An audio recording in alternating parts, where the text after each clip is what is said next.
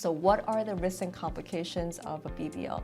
This is obviously a big thing in media because of the harm that BBL can potentially have, such as death and hospitalization. And the reason for that is that if fat gets injected into the major blood vessels of the butt, it is a direct highway up to the heart and lungs.